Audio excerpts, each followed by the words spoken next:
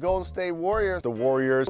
The Golden State Warriors. There's too much talk about the Warriors and all these overrated teams. I want to talk about the most underrated teams in the NBA right now. It's actually kind of insane how many teams are extremely underrated in the NBA right now. Teams that I think have a serious shot of not only having a deep playoff run, but really going all the way. We got to talk about the Cleveland Cavaliers. The Cleveland Cavaliers have made moves in the offseason that make this team a championship contender. You're already looking at a fairly weak East side. The real contenders in the East right now are going to be Milwaukee, obviously, maybe Miami, maybe Brooklyn, maybe Atlanta. The Celtics might also still be a contender too, but I don't know how much of a run they're going to make in the NBA without Ime Udoka. Cleveland can step up and be a big contender in the East and bring it all the way. They got Donovan Mitchell.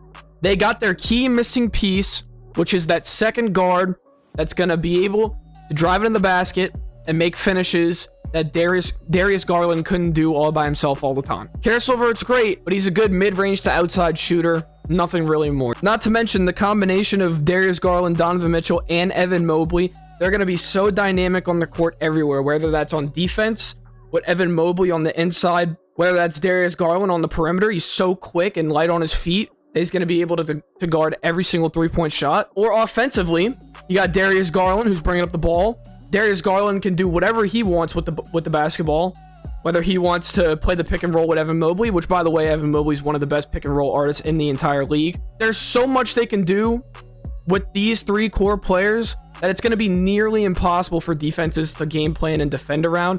Plus, now they have depth. So, Donovan Mitchell, major part to their success. Darius Garland, obviously one of the best guards in the league. Darius Garland last year was absolutely incredible. This dude averaged 27 points a game. He averaged 24.2 points per 40 minutes, 9.6 assists per 40 minutes, shot 57.6 true percentage, and his player efficiency is off the charts. When this dude is on the court, he's getting the ball in other people's hands to make plays. He's making plays himself, drawing double teams. He is so good on the court that it causes extreme problems for the defense. Not to mention in the draft, it's actually insane. They almost got away with highway robbery. The fact that they picked up Isaiah Mobley in the second round. Mobley's a fantastic shooter, especially from three-point range. Mobley's also extremely talented when it comes to second chance opportunities in the paint. He's so big and has such a big body that he can just body up anyone in the paint. The Cavs are going to make the conference finals. I don't think there's many teams that stand in the way of the Cavs, like I said, apart from Milwaukee, Brooklyn, maybe Atlanta, maybe Boston, maybe Miami. Because in 7-game stretches, they're younger, they're faster, they play better basketball than a lot of these teams in the East. The next team we absolutely have to talk about is the New Orleans Pelicans. Pelicans are building up to be an insanely dangerous team. Let's talk about what they did in the offseason. Zion's back. That's really all you really need to know. Zion is one of those players that if he stays healthy, he has the chance of being an MVP candidate. Zion is so extremely good. Zion does everything on the floor. He plays defense. He's unguardable in the paint. He could shoot the three ball. He's got a decent mid-range. He draws fouls. He makes free throw attempts. Zion does literally everything. He picked up guys like Dyson Daniels in the draft. Dyson Daniels is going to add to the already stifling defense. You look at the starting five here. CJ McCollum, Brandon Ingram, Herbert Jones, Zion Williamson, and Jonas Valanciunas. That starting five is dangerous. The Pelicans do have to play in a very competitive West right now.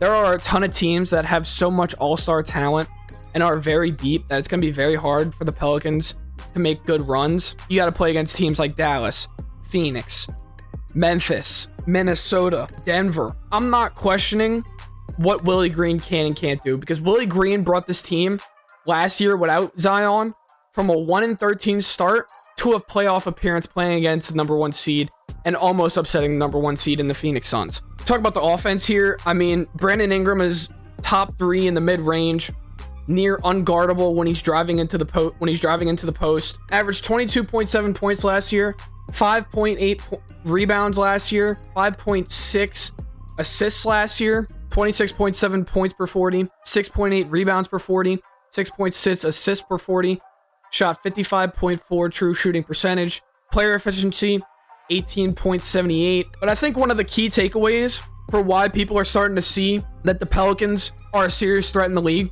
is because of our stifling defense and how good our defense is. Herb Jones, all rookie NBA defense last year. One of, if not the best perimeter defender in the entire NBA. Then you got Jonas Valanciunas and Zion Williamson on both sides of the block. You look at our second string, which is another key takeaway why people are finally starting to see that the Pelicans are extremely good, is because we're one of the deepest teams in the league right now. Jose Alvarado, so annoying to play against for so many NBA teams.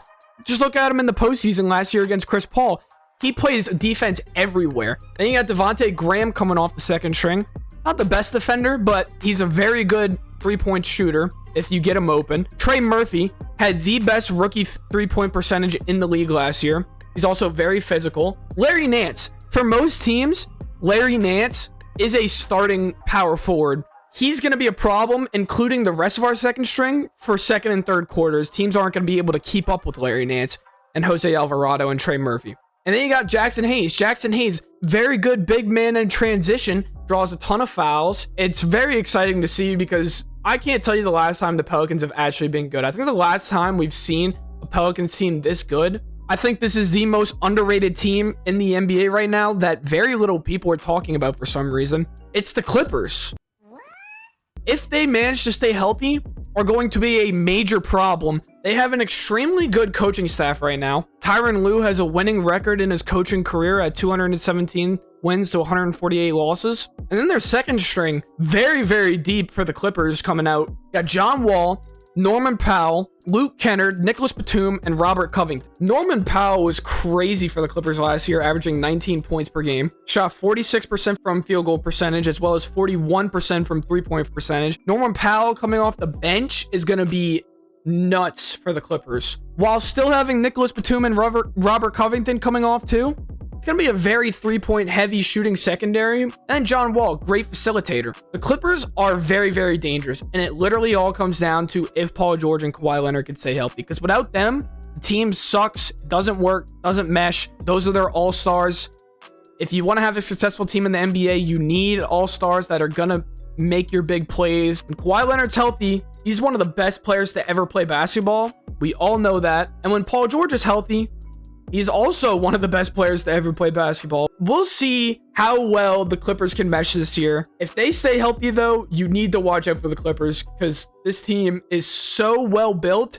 The coaching staff is coming together finally. Some honorable mentions I want to throw out here. The Timberwolves, Charlotte, and the Hawks. If you guys have any teams that you would like to mention coming into this NBA season who you think are going to be very underrated and you need to keep an eye out for, comment it down below. Hope you guys enjoyed this video. If you did, be sure to like, comment, and subscribe, and I'll catch you all on the next one. Peace.